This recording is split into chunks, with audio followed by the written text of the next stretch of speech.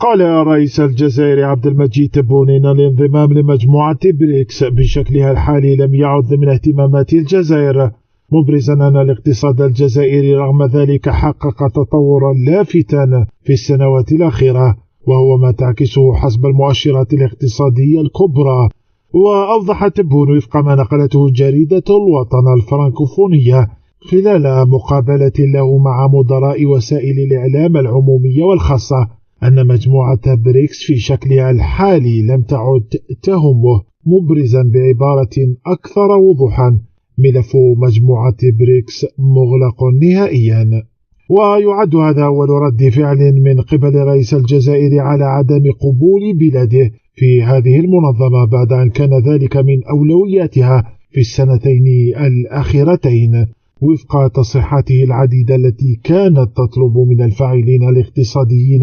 تحضير أنفسهم لدخول المجموعة.